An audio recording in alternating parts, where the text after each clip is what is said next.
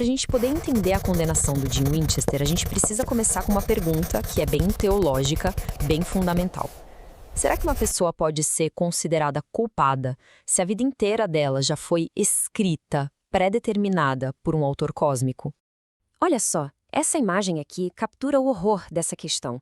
A gente vê o que seria a máquina de escrever de Deus, mas com teclas de dentes humanos, escrevendo o destino do Jim com sangue. E lá no fundo, o próprio Jim. Ele é uma marionete, sim, mas ele está no ato de cortar as próprias cordas. E aqui que está o ponto central de tudo. A resposta está exatamente nisso, na escolha de se apropriar das próprias ações. Mesmo que exista um roteiro pré-determinado, esse ato de rebeldia, o ato de cortar as cordas, é o que valida a culpa, é o que o torna elegível para o julgamento. Essa imagem mostra o conflito interno de uma forma muito poderosa. De um lado, o homem, exausto. Do outro, o demônio, de olhos negros. O soco no espelho é o reconhecimento da própria natureza corrompida. E para a justiça do inferno, não precisa de muito, sabe? Mesmo uma pequena parte de vontade monstruosa já é o suficiente para manchar a alma. E agora, com a culpa estabelecida, a acusação pode apresentar as provas. A gente sai do porquê ele é culpado e entra no o quê, quais foram os atos específicos que levaram ele para a condenação. A primeira prova, a violência contra o próximo. O que a gente vê aqui é o massacre da família Stein. Repara na expressão dele. Não é raiva, não é prazer. É um vazio absoluto. Esse é o momento em que a justiça virou execução fria e impiedosa, matando até quem implorava por misericórdia. A segunda prova leva a gente para o próprio inferno. É o momento em que o Jim, depois de 30 anos sendo torturado, finalmente aceita a navalha do Alastair. Ele fez uma escolha, infligir dor para escapar da própria dor. Foi a transição de vítima para algoz. E por último, a prova da arrogância suprema. Numa lanchonete qualquer, um lugar comum, o Jim mata a própria morte, uma força cósmica fundamental. Isso mostra perfeitamente a violência contra a ordem natural das coisas. E a sombra na parede, parecendo asas quebradas, simboliza essa blasfêmia.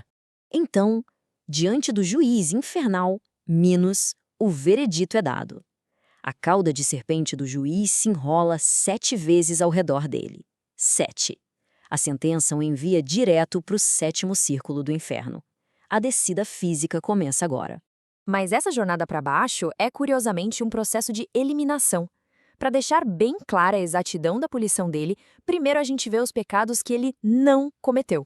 Ele passa pelo 2º círculo, o da luxúria, mas ele é imune àquela tempestade de corpos. As paixões do Jim nunca foram maiores que a missão dele. O foco está todo no isqueiro, uma ferramenta de trabalho. Ele simplesmente ignora os corpos ao redor. Já no 3º círculo, o da gula, ele anda com um nojo pela lama. O amor dele por hambúrgueres e tortas era um jeito de lidar com a vida, não um pecado central. Ele chuta comida podre mostrando o desprezo que ele sente por aquele lugar. Chegamos no 6º círculo, o dos hereges. Só que a guerra do Jim foi física, não intelectual. Os pecados dele foram de ação, não de crença. Ele simplesmente passa direto pelos túmulos em chamas, ignorando os debates filosóficos lá dentro. E então, ele chega. O destino final dele. Este é o Flegetonte, o rio de sangue fervente que corta uma paisagem vulcânica, totalmente desolada. A imensidão desse lugar já deixa claro. Daqui não tem escapatória.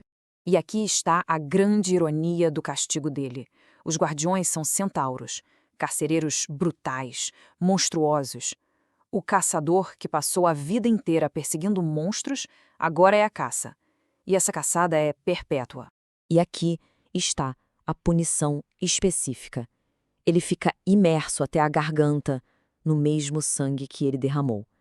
O corpo dele, que foi o instrumento da sua violência, agora está neutralizado, em agonia constante. Mas a cabeça, os sentidos, continuam livres para testemunhar todo esse horror. Só que o tormento não é só físico, é psicológico. O calor e o cheiro daquele sangue servem como gatilhos eternos, que o levam de volta para o tempo em que ele era o torturador. No vapor que sobe do rio, ele vê o rosto do Alastair. Ele não está só fervendo, ele está revivendo seu pior momento, de novo, para sempre. E a perda se torna total.